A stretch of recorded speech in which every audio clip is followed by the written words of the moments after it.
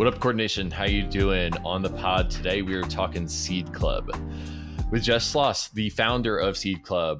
Jess is a prolific member of the Ethereum community, and Seed Club has incubated many important DAOs in the ecosystem, incubated, accelerated, and some of those DAOs are impact DAOs. So one of the things that I'm really excited to talk to Jess about on this episode is this idea of an impact DAO generator function. So basically, how do we generate more impact DAOs, which then generate more positive impact on the world? Of course, impact DAOs are any DAO that have a positive impact on the world. And what does it look like in a Web3 native way to run an accelerator / a generator function for some of these projects? And what is the eventual network of networks that comes out of that if you play that forward? So we talk a lot in this episode about playing the long game, about positive sum games between community members, and Jess talks about Seed Club being a sense-making network, a tool that allows you to slide into the DMs of other people in the network and work through the hard problems and make your project more successful, which hopefully is the progenitor of more positive impact in the world. So Jess is just an OG. He's so deeply thoughtful, and there's such great stuff happening at Seed Club.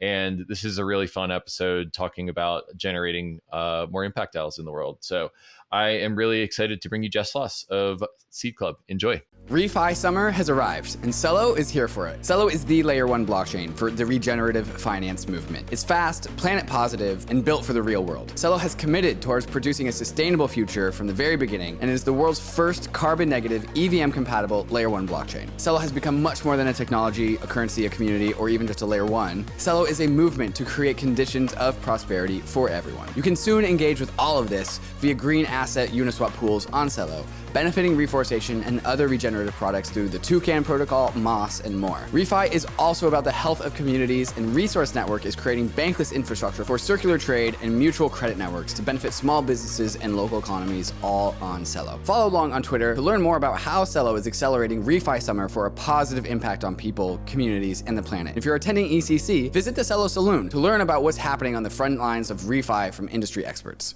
COINSHIFT is a leading treasury management and infrastructure platform for DAOs and crypto businesses who need to manage their treasury operations. Every crypto org needs to manage their treasury, and COINSHIFT offers a simple, flexible, and efficient multi-chain treasury management platform built on top of the extremely secure Gnosis Safe. With COINSHIFT, your organization can go from primitive single-chain treasuries to expressive, flexible, multi-chain features such as global user management, global contracts, proposal management, and many other features that can be shared across an entire organization. COINSHIFT layers on powerful treasury management tools on top of the proven security of Gnosis Safe, allowing users to save time and reduce operational burdens and gas costs. COINSHIFT even has data tools like account reporting across the 7 chains on which it operates. Used by industry powerhouses such as Uniswap Grants, Balancer, Consensus, and Messari, COINSHIFT is speeding up the coordination and efficiency of the organizations that use it. In DeFi, you have to keep up with the frontier, and COINSHIFT makes that easy. So sign up at coinshift.xyz/bankless. All right. Hey, Jess, what's up? What up? So good to have you. Tell me about Seed Club. What have you guys been up to? What are you doing? What are you trying to do? Yeah, like Seed Club, we're building the leading network for DAO operators and Web3 communities. And our core is the Seed Club Accelerator, where a few times a year we bring together the most exciting community token projects and help them design, launch, grow, kick some butt out in sort of building this new way of distributing ownership to the people who are creating value on the internet. Beautiful. How many cohorts have you done, and how many projects have gone through? So we are kicking off applications for our 5th cohort on Monday, August 1st. We've worked with about 65 projects so far. Some of those are out in the world. Others are still heads down building their communities. I think that's one of the things that we really focus on is we very much don't want Seed Club to be a token factory or a community factory in any way. We play the long game. It's one of our core values is to think long term, and have adopted the LFG tag as LFTG. Let's fucking thoughtfully go, because we think there's just so much more value in sort of doing the hard, slow, non-scalable work that we think ultimately creates value in communities and will hopefully be shown in the market as well. Yeah. One of the things that I think is so cool about Seed Club is it's kind of like a generator function for DAOs. So like in math and computer science, a generator function is something that generates other functions. And I as listeners know, I'm really excited about impact DAOs, things that have positive externalities for the world. And I kind of think of Seed Club as an impact DAO generator function. So you're kind of like generating and spinning out or accelerating impact DAOs. Is that a fair framing for what you're doing? Yeah, I think it's like a network of networks in many ways. I get really excited by the idea that some of the projects that we get to work with will be far bigger and more popular than C Club itself in the future. And I think when we start to see, we've done 4 cohorts so far, there's 65 projects that are out in the world. I just sort of think ahead 3, 4, 5, 10, 20 years into the future and think about the impact of those networks on the other networks that they end up creating. It's, I think, a really exciting web that gets created there. And there's no shortage of big, hairy, open questions around how to go do these things well. And I know you and your listeners are well aware of that. And I think the idea of building together and being a part of a community that's all focused on pushing at their own unique edges, but sharing their learnings back and having sort of this incentive and ownership mechanism that ties people together is what I get really excited about. I mean, for me, the whole thing that pulled me into this space in the first place was I was really early into social media and saw the value that was being created in this Web 2 world. And then also saw the early negative impacts of that, not only just sort of the social impacts, but also that as creators, people who are investing in creating value in these networks, so we had no say and were creating profit for these centralized entities. And so tokens as ownership mechanisms in networks, I think, is the use case for Web3. And when you start to sort of step out into that, you realize there's like a whole lot of open questions there. And so we wanted to go figure out how to answer those questions, uncover new questions. So I often refer to C Club as a sense-making network. It's the most valuable asset I have in the world is just the amazing people that will take my call and reply to my DMs. And we're sort of formalizing that and hoping to, turn that into that generator function that continues to generate insights for brilliant human beings who are investing their heartbeats into, things they deeply care about. Yeah.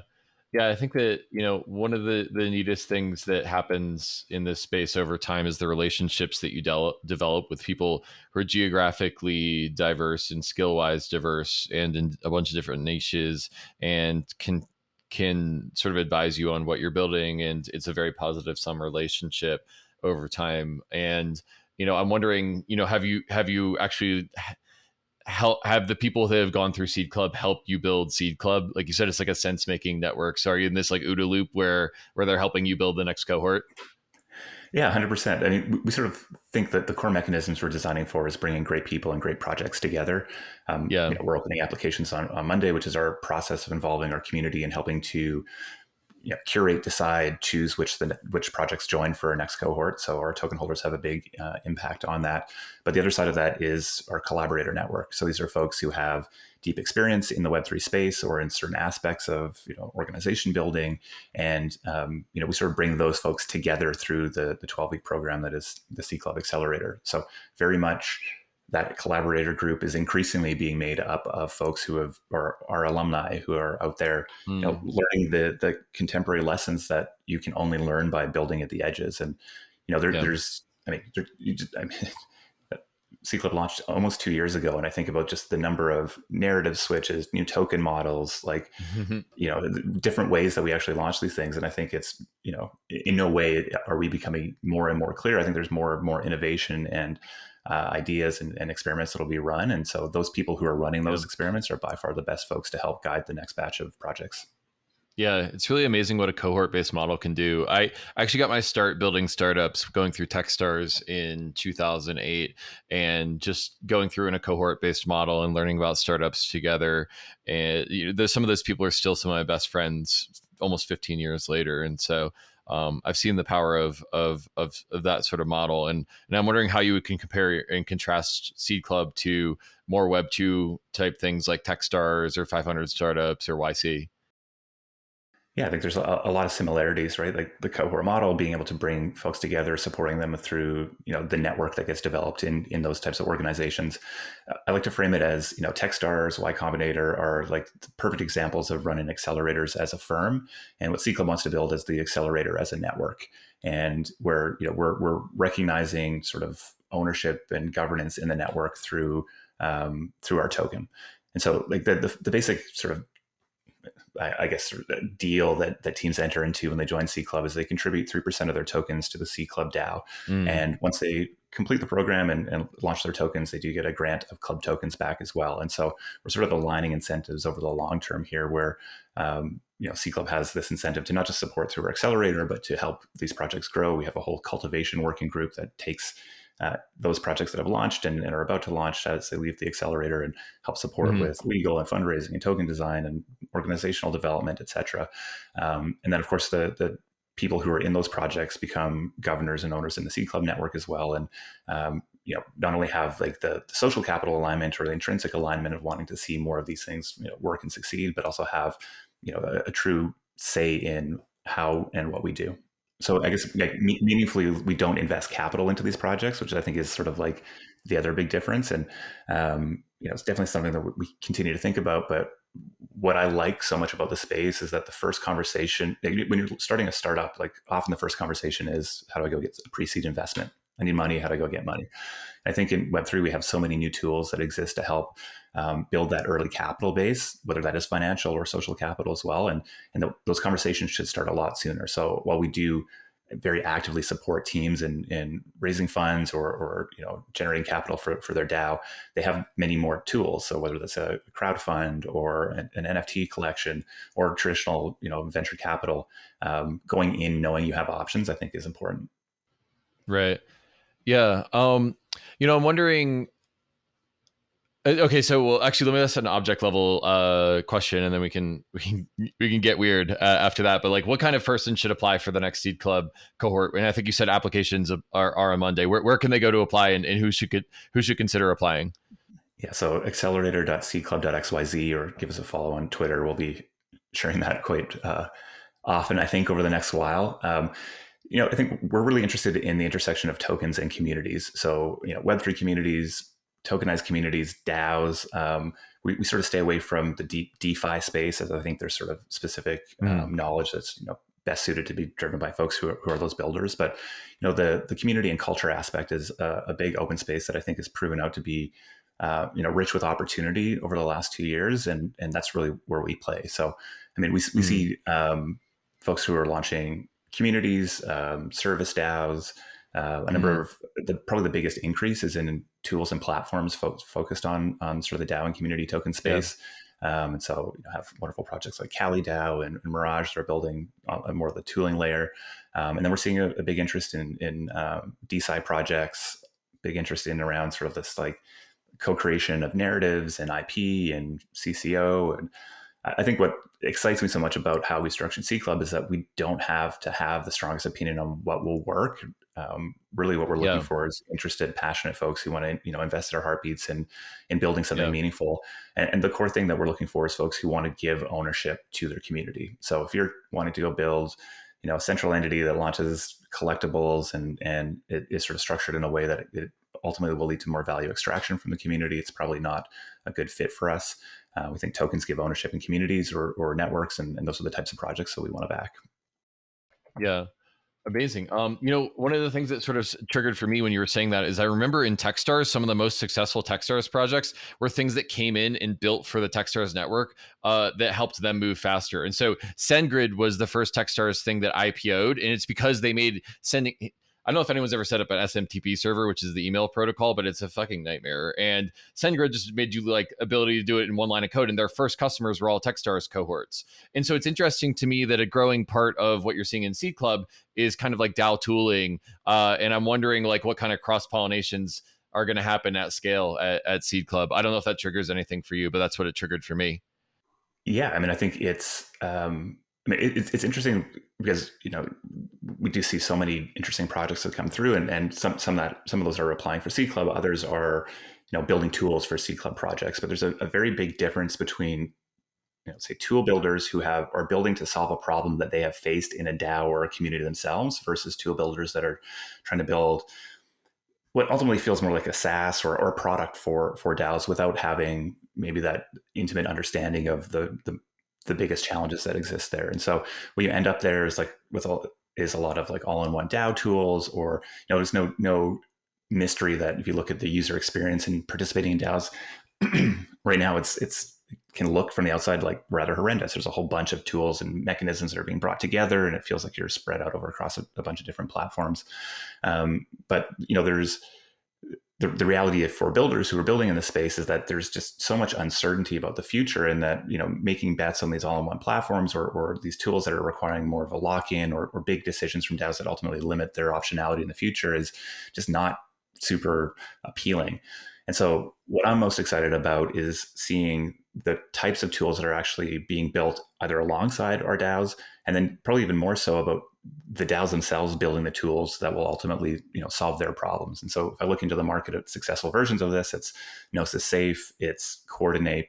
These are builders, DAOs who have been able to come together, bring the social and financial capital together, discover issues in their operations, and then have generalized a product that we think will sort of make it easier for other builders to do. And so this like deep collaboration and understanding of the problem space, I think, is absolutely essential. And my bet is very much that the most interesting, useful mechanisms, tools, platforms are going to come from these communities rather than be built from just the outside with the assumption of, looking at DAOs as if they're just enterprises rather than these sort of organisms that have knowledge, insight, talent, and capital to go build cool things themselves. Yeah. So it's just so interesting. One of my favorite moments, just having been involved in Gitcoin for years, is when people come up to me and they say, "Hey, like y'all materially changed the course of my career or helped me in some way," and it's just like it's like the golden retriever in me. It's like it feels like a good boy. And I'm curious, with the Alumni Network, if you have any of those moments, and if that drives you in any way, like that network approach to helping each other out. Yeah, I mean, listen, I get to spend my days talking to brilliant people who are trying to solve big problems towards, a thing they care deeply about. And, I get to have that feeling pretty much every day, which is like probably the biggest blessing around. And for me, like I'm so fascinated about exploring at the edges and new ideas. And, I think up until C Club, which feels just like a crazy experience. It came out of 11 people in a Telegram and just built this momentum, and to be able to get to do have this thing structured in such a way where I get to go do work with such smart people who are dealing with the biggest challenge. Like the big challenges get is what I get brought into, and what our support network and C Club get brought into. And those are everything from how are we designing our token and thinking about capitalizing the organization to managing interpersonal relationships and community structures, and how do you actually focus a group of people on a big goal and get alignment there? And these are not easy questions, and they're not things that can just be turned into frameworks and templates and just be successfully applied easily. And there's nothing I'd rather be spending my time on. Yeah, that's beautiful. I guess I'm curious. You said you like to kind of be at the edges and be in the frontier and bring those things back. I'm curious, what are you most interested in trend wise right now?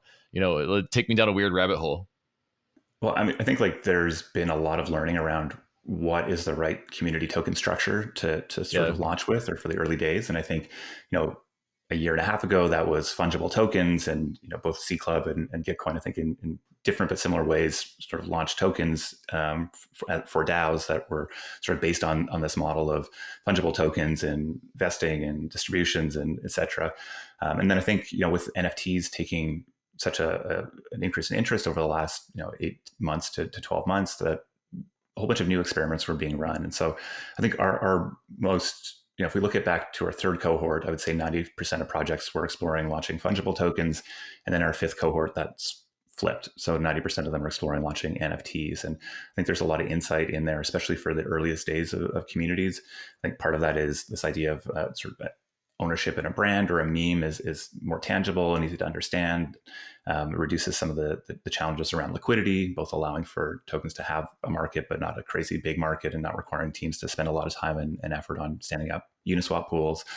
There's sort of this programmatic revenue that can come back to it. And there's this cultural aspect, this sort of identity that we've really seen take center stage over the last few months that I think is also interesting. So I think that's the thing we're thinking most about right now is what are the types and structures that will really support our communities at the earliest stages to like, rally their community and to, distribute ownership, and then how to do that in a way that is, both providing a lot of optionality for the future, but, taking bold step forwards with a strong belief on what a good enough token model is for teams right now. So I think, the probably the most interesting project in this direction right now is nouns and that perpetual auction mechanism. I think there's going to be a lot of exploration in that over the next little while. I think a lot more failure than successes, and teams that are able to sort of figure out what those, pull apart the aspects that make the nounish model successful and apply it to their use case effectively is definitely something we're interested in. But we see it, the other two big groups are NFT as DAO tokens. So just more, having a traditional structure for a DAO token, but using NFTs instead of ERC20s or fungible tokens. And then there's this big middle ground around membership and membership passes, et cetera, that sort of creates interesting new revenue sources and governance opportunities as well.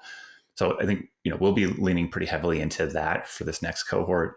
We have fairly strong opinions. I think for the first 4 cohorts, we really tried not to come up with frameworks or strong recommendations. We still were, and I think we still are in this sort of, idea maze right now, and really like to see many, many different options. And, my dream is that some new token model comes out of C Club that takes the world by storm. So we don't want to just be too focused, but for many communities that have something that's pretty clear, like in their mind, that, that removing some of the uncertainty around what frameworks can get them from 0 to 1 is super powerful.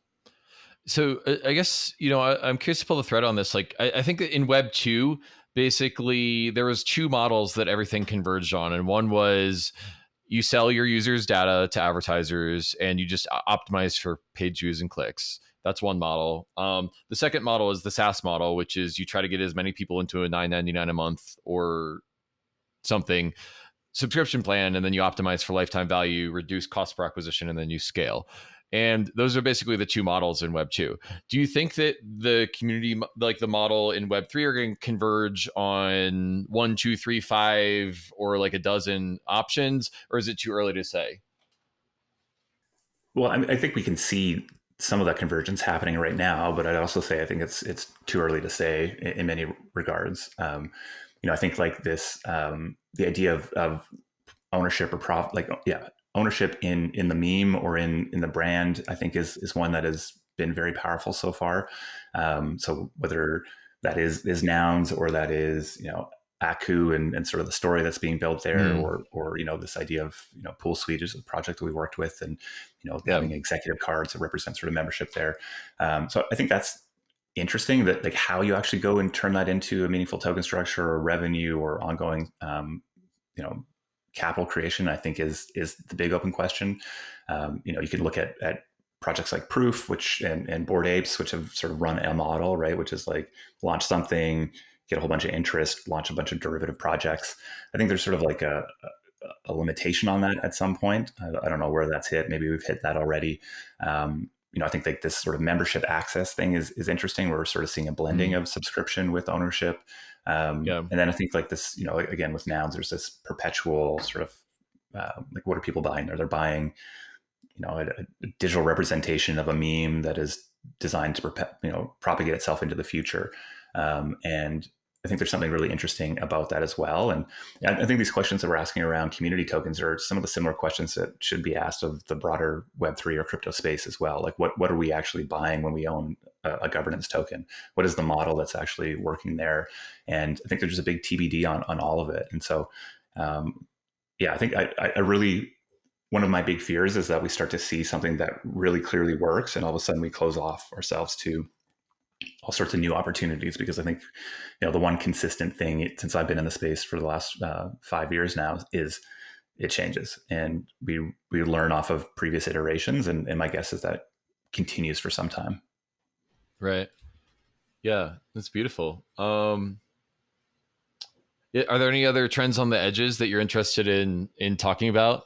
Take us into the frontier. Yeah, I think I'm just constantly surprised by the variety of industries or categories that people are sort of applying the Web3 lens to. like the research space is fascinating to me. If you think about just the number of sort of this ability to bring a crowd together to do sort of collective data creation and turn that into some value that can be created and captured by a DAO. I think there's some really exciting early experiments in what seems to be called DeSci, but I think there's still so much to be done there, and it starts to get into some of the tricky questions around IP, and often sort of touches the real world in interesting ways. And so that feels very, very much on the frontier. And I also think we've just sort of come through such a big wave of NFTs as PFPs and sort of speculative collections. And I think like the hard work now is for people to make these digital assets relevant in a world where there isn't just a wash of cash trying to flip PFPs. One of the big things that we always caution our teams on is like, speculation might feel good early on and being able to generate a large treasury, but ultimately it usually has an impact on your ability to build meaningful value as a community. The people who are there for speculation are often not there for the big adventure that you're going on as a community. And so I think while, token design, structure, story, all these sort of things play into how do you actually launch a project that is focused on getting ownership and membership in the hands of the right people who are there for a big aligned vision and ultimately allow you to sort of move and innovate and do the hard work of actually creating value in these things. 'Cause, I think there's a world where community tokens, DAOs look more like the evolution of a Patreon or a Kickstarter. I'm far less interested in that. I think what DAOs and networks and community tokens look more like is startups where they're, they have an insight. We like to call that a call to adventure. But then the hard work is where value is created is through solving big problems and innovating. And so these teams need to go out into the world and sort of discover their own insights and remix existing mechanisms and ideas and package them in a way that actually creates values for their organization. So that is very much at the edges. I think we have a lot of, we're on the market right now, a lot of speculation, a lot of hype, a lot of, the floor price is high, but there's sort of a diminishing returns to that as that money gets spent. And we need to start thinking very, very hard about, how do we turn these things into sustainable growing organizations? Yeah. Yeah. Understatement of the podcast right there. Yeah. Well, I think I love zooming out, right? You start to see a few of these cycles and you see such a good opportunity to bring resources to bear on these organizations. But I think there's a big difference between folks who are really leaning in, maybe it's their first cycle or they're just here for more short-term gains and really, playing those short-term gains and capturing that moment, which I think is great if you're doing it with the sort of long-term, incentives in mind, but so many were in this short term. So we have to kind of work through that. There's a lot of false signals out there in the market right now. I think that people are trying to, use as insights to go build new projects. I think as those start to, fall apart and to whatever degree they will, I think we'll start to see a lot more, thoughtful long-term thinking in the space. I'm a big fan of compounding with Warren Buffett here. I think it's the most powerful thing in the universe. And, as I share about C Club, I think it's just this network upon network. So when I think 10, 20, 30 years in the future, if we've built this institution that persists, the impact is just going to be so much greater than anything we'd be able to generate in a 6 to 12 month bull market cycle. Yeah, it's amazing how much of this just comes down to the marshmallow test. I mean, don't try to get rich quick. That's a great way to get wrecked. Lose your principal. You try to get 20% on these things. And, I really think that being long-term greedy, I used to follow this podcast before my Web3 days, but it was called Get Rich Slowly. And I just love that mimetically because it made me think that, this is the horizon we're going after and we're being long-term greedy. But the ultimate trap you can fall in is just trying to get that short-term gains. And it's amazing to me how much this just comes down to playing long-term positive sum games at the end of the day.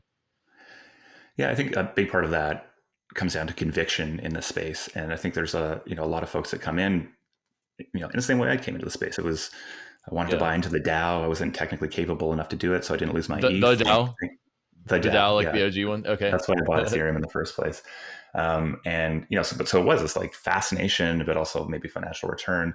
But I think you start to see like the more conviction that I build in the space and the importance and like my why of building here, that, there's just no way that I would ever want to sacrifice that potential to be a part of such a big, important movement for these sort of short-term games, even though I'm pretty sure when I was a child, I probably would have eaten the marshmallow. Like I think about that more than I would care to admit, The Opera crypto browser is the world's first web browser built for the crypto community. With Web3 support and a non-custodial wallet, Opera lets you access DeFi apps quickly and easily. The Opera wallet has buy, sell, and swap features, and of course lets you view your beautiful NFTs, but the browser still lets you use any crypto wallet extension you prefer, giving you the choice and flexibility for the Web3 world. Opera lets you view and manage all of your assets across all the blockchains all at once, and offers seamless multi-chain support between Ethereum, Bitcoin, Polygon, Binance Chain, and other EVMs and layer 2s. But Opera goes even deeper than that. Opera has a built-in homepage for crypto natives with the Opera Crypto Corner, with price charts, news feeds, NFT updates to make sure you are always on top of your game. And it even has Discord and Telegram integrated natively into the browser. That's crazy. Opera is truly building the battle station for the crypto world. Check out Opera both on mobile with Android and iOS apps, and on desktop too.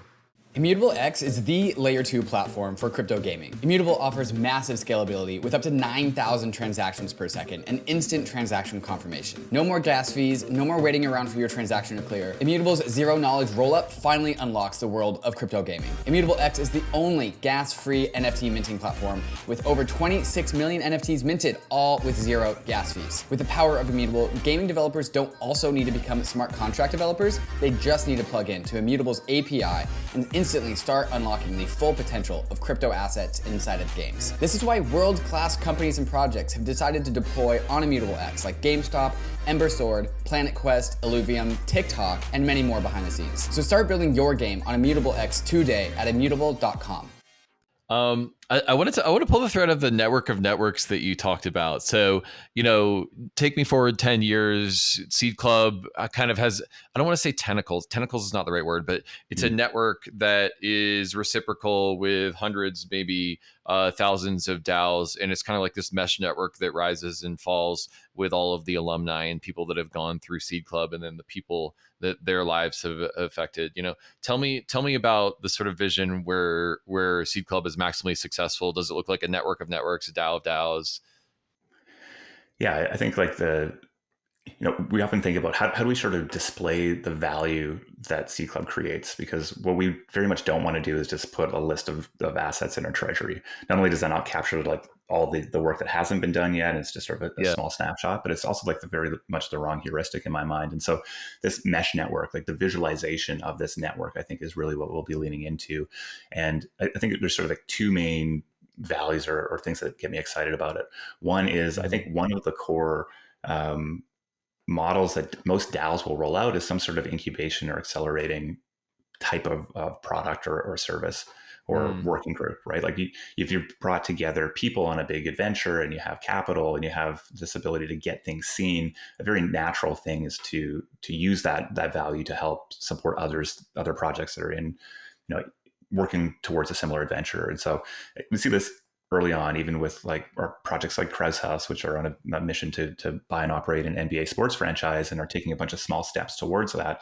And you're seeing all sorts of new tools and sub projects and things sort of spin out of that. And so we'll sort of see, well, Krause House would be a node from our second or third cohort. What then you'll see is probably a whole bunch of nodes off of that. And the impact will grow far beyond anything that we would have on a daily or weekly or even maybe any basis. Like there are so many things happening through our communities right now that I have absolutely no clue about, but there's sort of a through line right back to Seed Club. The other part is like we have a number of participants that come through and have applied with a team and a big idea, and then they ultimately decide that the there they thought was there wasn't there. And so we're very excited about teams who realize that and say, hey, this isn't going to work the way we thought it was going to work. And so we're going to sunset the project, because for us, it's the most important thing is that we put out projects that we can truly deeply stand behind and support. Our brand is associated with all of these things. And so the worst idea would be for a team to move forward and launch a token just because even though they don't have conviction on the thing anymore. But what happens out of that is that those people become some of the biggest supporters of our other projects. So I think about Austin Roby, who applied for our second batch with Ampled. He came in, went so deep on the sort of community token model for Ampled, which is like a music Patreon, but set up as a co-op, which is super interesting. And they ultimately decided not to go forward with the token, but Austin and Yancey Strickler, who was one of the co-founders and CEO of Kickstarter, applied for our fourth cohort, and they're now building a project called MetaLabel alongside Rob, who is the founder of Etsy. Brilliant people that are coming back. And then of course, people start other projects or they join other projects. And so this sort of network of networks, if we think about great people and great projects, this is constantly evolving. And so to me, that's the core, right? We just want to be very thoughtful about the people and the projects that we bring together. C Club isn't trying to go be a 1 million person network that anybody can just join. There is a curation at every layer that we play with. And, that's not always the right model. And I think this broad permissive access is very exciting for many projects. We are going the opposite direction. And it's one where, the value to create for early stage projects is best done through curating the smartest, best aligned human beings we can and projects, and supporting them with the tools and resources to go be successful. Yeah. Beautiful. So, I mean, like 10 years in the future, it seems like you've just kind of created this alumni network that's got all these positive sum games and hopefully is having positive impact on the world, but they all sort of have a network that can support each other, and Seed Club kind of has governance or upside. I think 3% of each of the projects is what you said. Yeah. So 3% is contributed to the DAO. And so, Seed Club will be an active participant in governance and support beyond the accelerator. And, I think we'll continue to explore how we can be supportive as teams and projects and DAOs become bigger and bigger. And then those folks, the people who are leading those projects and the projects themselves, get a grant of club tokens as well. So they will be a part of choosing our next cohort, managing where and how we put our time and steward our funds long term. And there's just so many unknown questions for the operations and structuring of Seed Club that we still have to go figure out. And I can think of no better group of people to help inform that than the folks who are running their own experiments in their own edges of the internet. Yeah, totally. And then I'm sure they refer potential next projects from the cohort to the network, and word of mouth is the best. I've always just found in hiring and with discovering new products, word of mouth is the best way to discover high signal to noise, because it's your friends, and if you trust them, then it just filters out all the noise. Well, I mean, I think trust and attention are the two scarcest resources on the internet, and we're really maximizing for building trust and creating value for the attention that our projects provide, and then also can be a great signal for the broader public to see what my big dream is that we steward the Seed Club brand to such a point that as you see a project that's come through Seed Club, it's an easy thing to say yes to pay attention to. And I think that's why we work with very small batches, and we didn't scale our cohort size, even though we saw almost a 10x increase in the number of applications for our last cohort. We're not scaling the size this time. In fact, if we could theoretically go smaller if we felt like that was still would be necessary to create the right sort of potent group of human beings that are coming together. I think making sure that we, if we do that well, we create so much value for our members as well, where we can actually put these ideas, and maybe some of them look very weird or wild to start with, but if we have conviction on them, we can play a very meaningful role in helping them get from 0 to 1, which is I think especially for folks who are coming into the space from the outside and haven't built their own sense-making network, it can be a big challenge to build that trust and authority that gets on the radar of people who have the ability to really amplify or make a difference for some of these projects. So I think that's some of the most exciting things. When we think about MetaLabel, MetaLabel came in with this big, exciting vision and also some big, huge questions about Web3. I think they were very, very discerning about how they were stepping into the space. And it's probably one of my favorite stories is just to see the change and the excitement that team has had in the space. And there's just no doubt in my mind about the value and impact they're going to create. Yeah, it's really a beautiful thing. I mean, to see your friends succeed. This is like the thesis of a lot of the stuff that I've been having on the pod over the last little while is squad wealth, MetaLabel, growing a network together that's positive sum game, and it feels like we're moving from this Yancey always talks about bentoism, which is going from now me to future us, so expanding out on the time dimension and on the multiplayer dimension, and it really is just all about succeeding together on long-term time horizon. That it feels like that's the consistent theme that I'm drawing in a lot of green pill guests, and I'm curious if how that jibes with you. Yeah, I mean, I think like the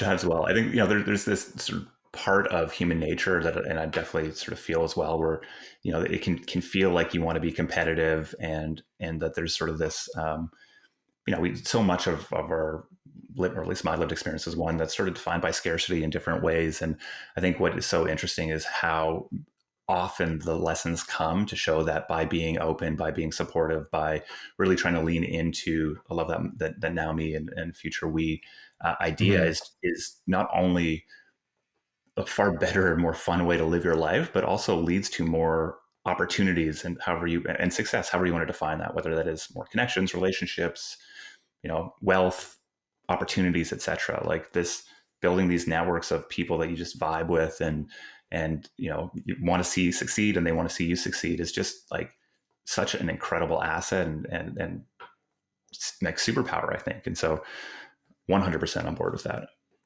Yeah. Well, I think that we've been rolling for 35 minutes.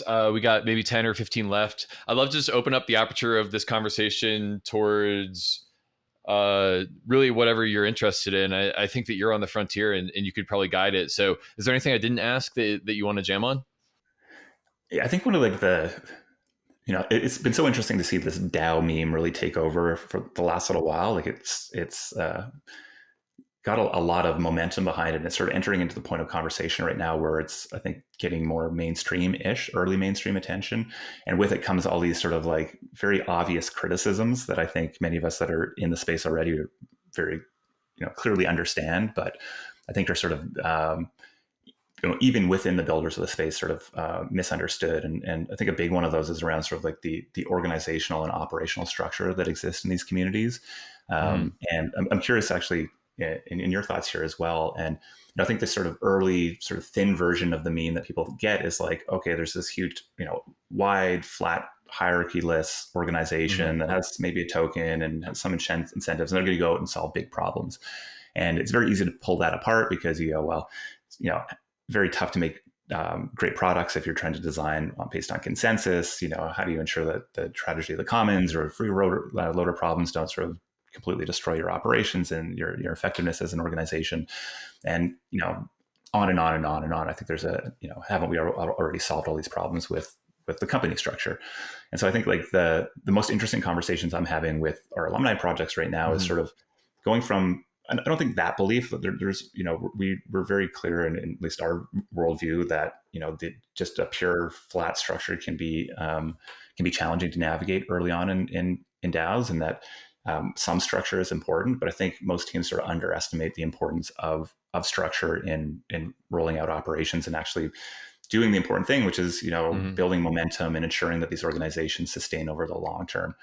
So I think what's interesting there for me is both like the fact that I have always sort of operated with this idea of Seed Club having operational structure and not just being this broad permissive network. But there are so many levels of that and understanding. And what we've seen over the last little while in our organization is that the more clear and structure that we can apply, not to the end of like, here's the CEO and your boss and they're going to tell you what to do, but more in like, how do I, as an individual, come in and create value towards what are the norms? How do we actually build the structures that allow for self-management to be effective? For us, it's really been about bringing in far more structure and encouraging far more leadership than what I think most people who maybe are on the outside of the DAO space would recognize. Yeah. I think there's a lot of experimentation going on right now. I mean, one thing where maybe you and I differ, I'm actually curious to pick your brain on this, is like, I don't think a lot of these DAOs are going to be successful if we go all the way from hierarchies to just totally flat organizations. It feels like proportionality is something in the center there.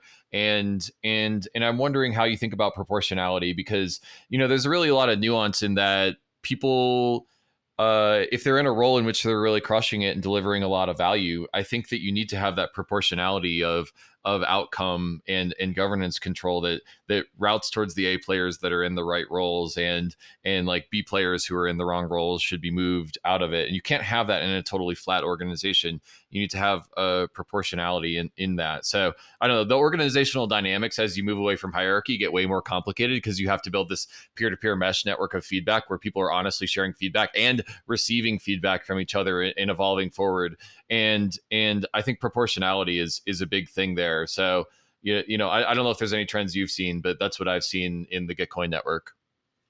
Yeah, I 100% agree. And I think, the biggest point of impact there, or maybe there's two. One is sort of the culture that gets built and set. I think being very purposeful around that culture building, which is sort of like the evolution of the sum total of decisions that are being made and how those are being made. And I think like that's a much easier thing to do when you're a small group of people and you can have those sort of open lines of communication and fast feedback, but it gets exponentially more difficult as you start to expand that network. And so you sort of have a window of time to really set that culture where, as you grow and grow, it becomes much more difficult to make those changes. And in some cases, I think it might be, the risk is existential, where there isn't a coming back from that unless there's a hard reset, which I think is challenging. And then the second big piece is like, who and how are you bringing? Are you sort of bringing people in, or are people joining?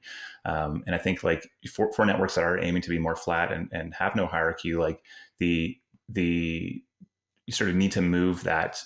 The structure needs to support that. So if I think about Seed Club, we are we have a very small stewards team, and ensuring that those people are incredible builders, but hold the values and culture of Seed Club very clearly in their minds are essential for us as they build out and recruit further contributor members, et cetera, and ensuring that those sort of, I guess the early people that are taking and assuming responsibility are the right people and making tough changes if that's not the case. I think when you look at something like Nouns, which I would say is a very different type of organization where they're, yes, there's sort of a financial barrier to access ownership in that network, but anybody can do it. And if you have money, you can kind of can join. What they've done is sort of pushed a lot of like the hard organizational structuring work out to the edges. And so they said, hey, all we're going to do is allocate capital. So we vote on proposals, and then teams or individuals who have their own org structures and leaders, et cetera, are now tasked with the responsibility of executing on that. So I think there's like, depending on how you are building your network or DAO, you need to think through like what are the right decisions to be made by these token holders, and then how do you ultimately create structures where small groups of people can create value, can be measured on that value, can grow their reputation and ability to further access capital based on that value.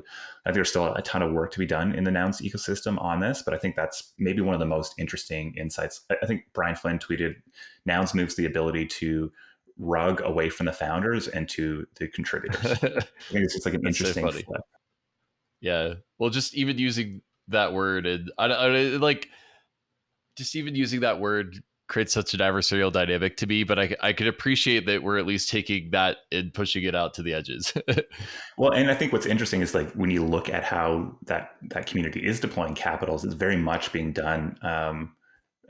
At least from the outside, I'm not a Nouns holder, with the idea of like velocity of funding and of projects and experiments being one of the core metrics that they track, right? So it's not as if there's this like huge important, I don't even think they have a clear feedback loop on sort of measuring that success right now, which is probably a bit of a miss or a piece that needs to be built out. But instead they're saying, hey, there is so much energy and excitement for this. Let's make sure we're putting money into the hands of what we collectively believe to be, useful projects in this space, knowing that many of them will probably not have the impact that they want to have, but that enough will.